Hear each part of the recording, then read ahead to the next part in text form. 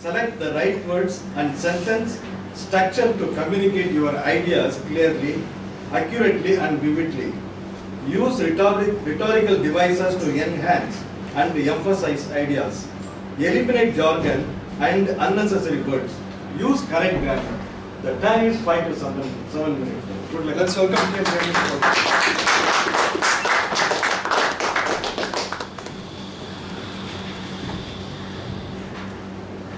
Green, green everywhere. In olden days it used to be. Grey and hair all over. It's pollution everywhere. Good morning, dear friends. My topic today is on nature and my experience with it. In the morning I realized I have a good thing and a bad thing to tell you. Hard, but it's true. The good thing is that we all grew up running and running across the roads. We all grew up like how caterpillars were hatched as butterflies in the beautiful environment. We all were friends with neighbors. We all knew more outdoor games than indoor games. And the sad part is that our future generation, our children and grandchildren who are about to witness the environment as nature and is not as green as what we saw as kids. I went on a college trip in my final year. Would you want to guess the place? Anybody? Yes, exactly. Munnar was the right place, and it was Cochin, the God's own country. No wonder it would really own you with its nature and its vegetation. Green grains, wiggly waters, and vivid vegetation is not all that I could see. Coconut is what that I could smell, and greenery is what I could feel with the vibrance of nature. We all were put up in a hotel with very big wide windows like giant door. We all were so amused by the amusing fog and mist that covered the oceans, the mountains and the hills. And we set on a walkathon to a reserved forest area. What I could really witness is Mother Nature.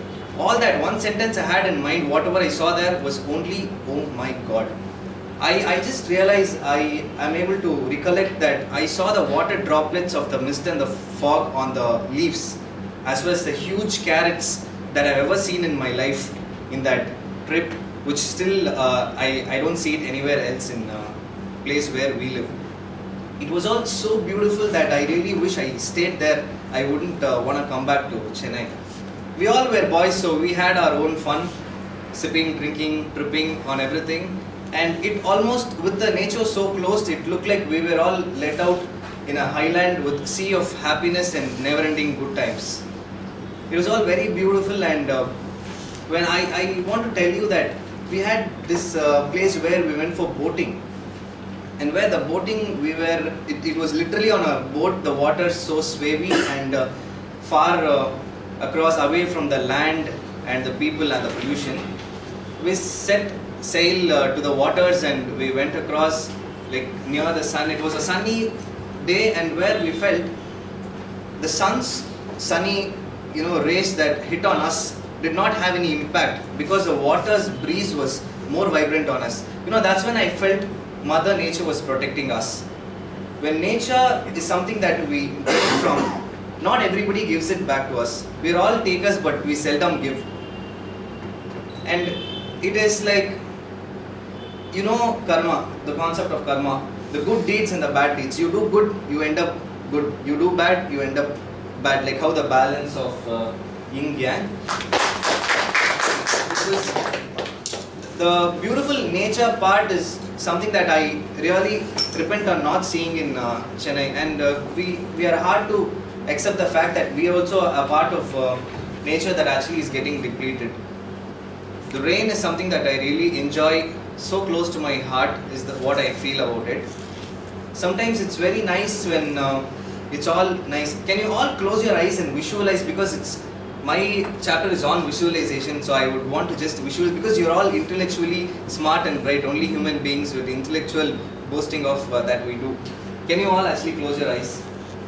Everybody. Do you wanna, don't open until I say open.